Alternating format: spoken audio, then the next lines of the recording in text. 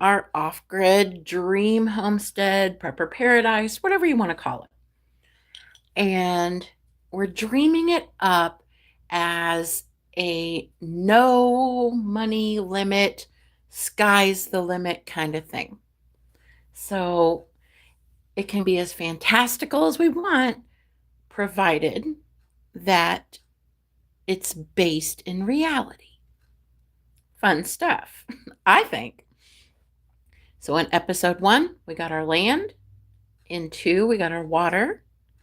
In 3, we got our power. In 4, we got our home, our barn, our workshop. In 5, we got our chicken coop. And now we're going to take care of our runny babbits. Okay? So we're going to have our hutch. We're going to have our runs. And when I say runs, I do mean more than one. And you'll find out why. So what I'm going to describe is for 20 rabbits, roughly. Of course, you're going to end up with more than 20 because rabbits are notorious. But basically, our goal design is going to be for zero predator access, easy cleaning, waste management, birthing zones, rotational runs. We want our workshop. We want all the things. Okay? So, we are, once again, going to build out of ICF because it is stronger. We want storm management, right? I mean, come on. So that basic barn is going to be 24 foot long, 10 foot wide, maybe 9 foot tall, around that. It'll be into kind of 4 indoor zones. Okay, you're going to have your buck housing. So we're not going to have very many bucks, really. I mean, realistically, you don't need very many. And I haven't come up for names for them yet. Not like the chickens. I'll do something. Something will be clever. We're going to have our doe housing. We're going to have basically a birthing center of sorts. These are mammals, so they're not just going to hatch them and they're going to start eating. And we're going to have what's called a grow out section, which you'll understand in a moment. Now, we are building the barn out of ICF. Absolutely. And remember, everything is going to be scaled down of the basic same system as our bigger buildings have. It just makes it more uniform. Now, the option I go for like flooring for the caging system would be the elevated wire. We'll have a concrete slab on the floor. The cages will be elevated, of course. And we'll have sloped manure trays so that it can be easily put into a compost system. Because we want a compost system. We're going to be growing our food later. Okay, once we get done with the critters, we're going to get into the crops. It's going to be great. Now, we're going to want our interior rabbit housing. So we're going to want doe cages and buck cages of about 36 by 30 by 18. I would go for stainless steel feeders and nipple waterers, and we'll feed them off of the off-grid system, preferably simply off a rain catchment system. It just works out. We're going to want hay racks for them, but make them chew-proof because, again, notorious rabbits, they're so naughty. We want removable resting boards. We want a lot of different things to go into these cages. We want them to be comfortable and safe and secure. Now, our birthing boxes, our nesting boxes, those will just be 12 by 18 by 12. They'll have solid floors because those little tiny baby bunnies will fall straight through those wire cages. We're going to want solid floors. We're also going to want external doors so that we can check on the kits without disturbing the does too much. Kind of like the external egg collection. But, for checking the kits, we want to make sure we've got healthy babies. Then we're going to have a few grow out pens. So we might build 2 or 3 of those. Well, 3 would be better. Now they're just going to be 6 foot by 10 foot. Okay. Now, the best thing to do is the elevated wire, just because rabbits can be poopy. And each one, you might want to put 8 to 10 juveniles in there, um, because they do need to be together.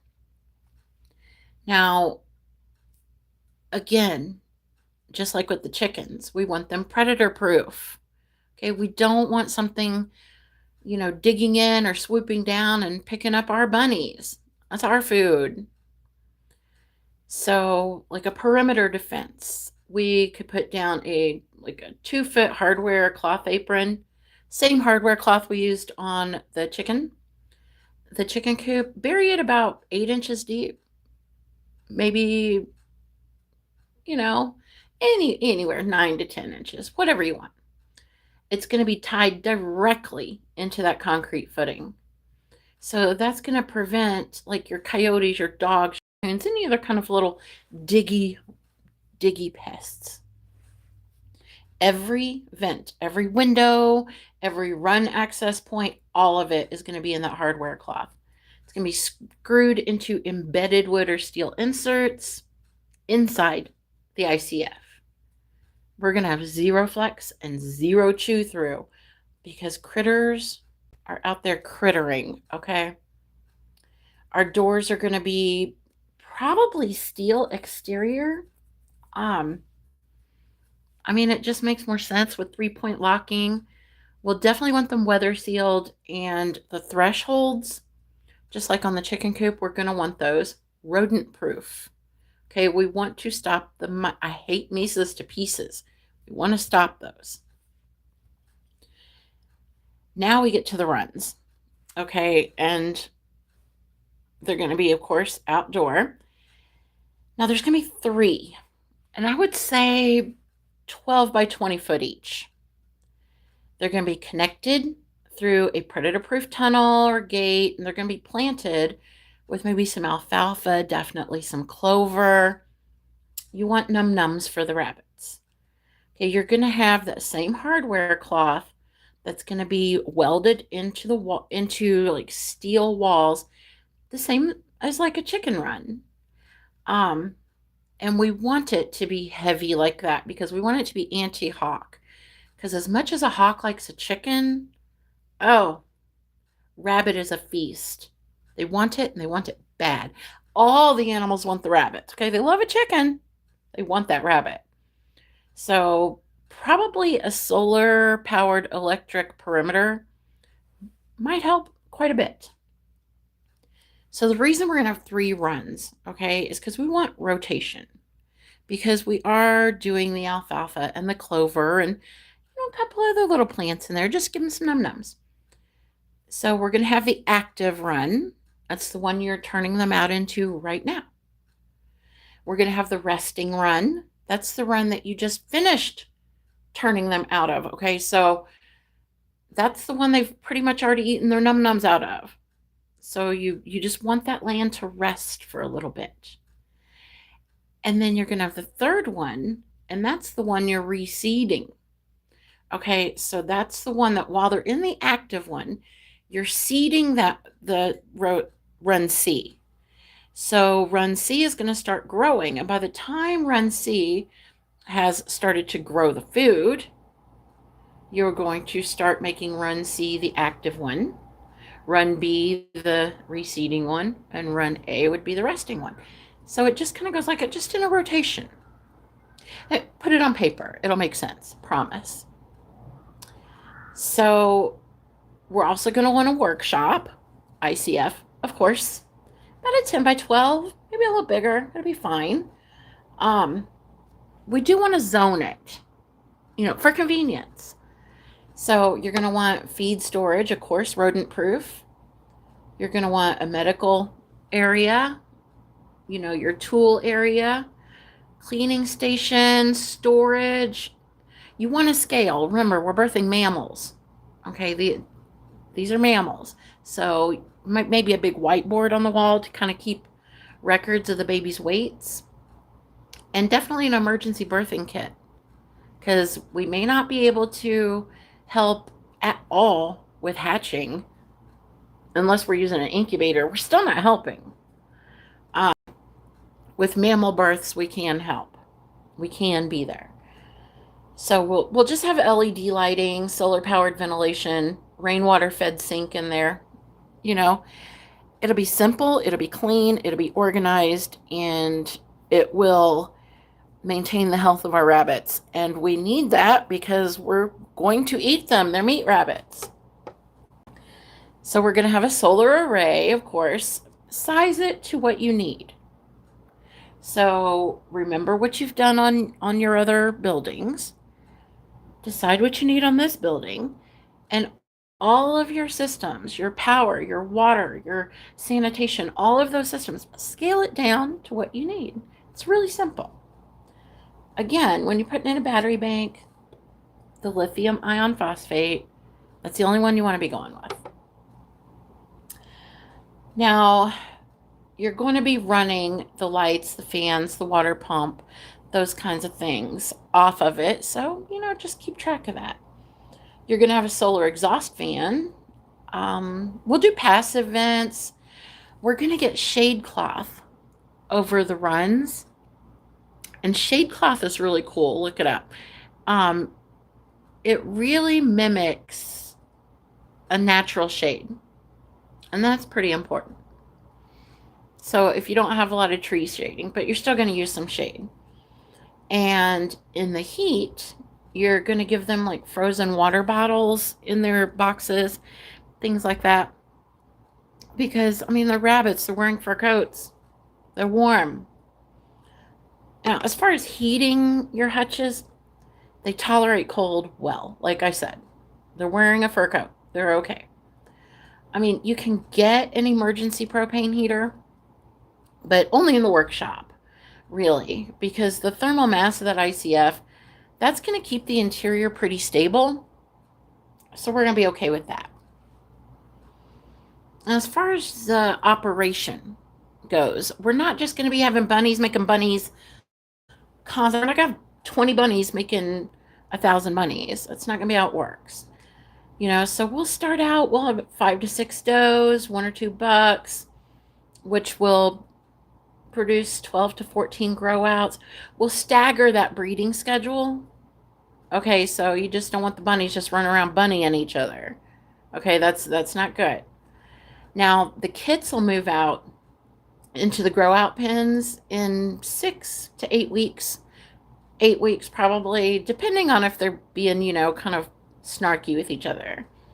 Now, the runs are going to be used for the exercise and the forage, but everybody's going to be put back in the barn at night. Like, we're not going to put it to the test.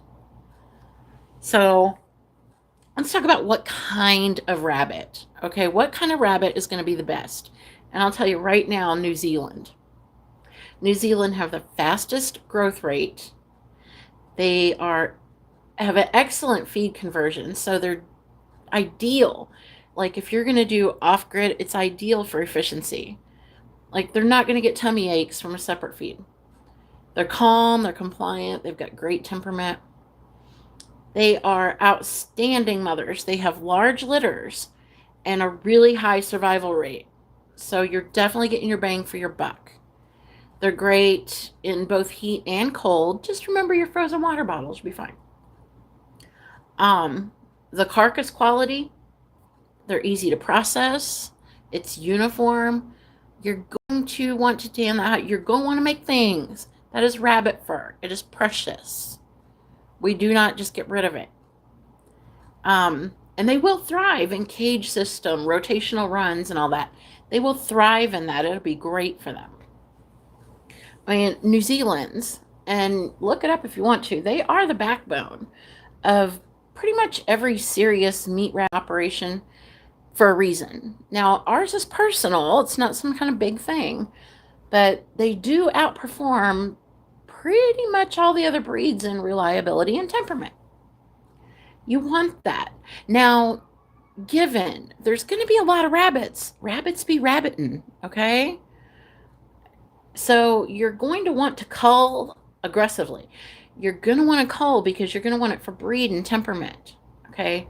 You are only going to keep does that are not aggressive when you check on the kids. If they're aggressive when you check on those kids, them does are getting cold.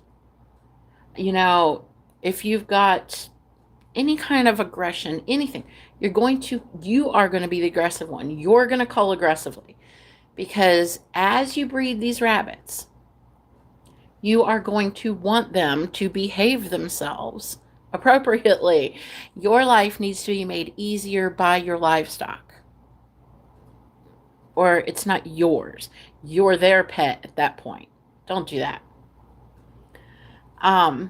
Some things you're gonna need. You're gonna need your feed. You're gonna need some freshies from like your garden, your scraps, whatever. You can blend a combo of like the pine shavings and the straw, or you can do one of each. It's fine either way. Absolutely get extra waterers because they do drop, they do fall. Rabbits will knock them down. It's like having a very fun, very cute, very big eared, very soft cat. Okay. You want spare parts for everything. You want basic replacement and cleaning setup, kind of like your coop. So, this has been a short one, but in this short amount of time, we've got our rabbits. They're a sustainable meat source alongside our chickens, of course. And next time, we're going to look at our honeybees. Okay, but don't worry, because after the animals, we're going to be getting into crops.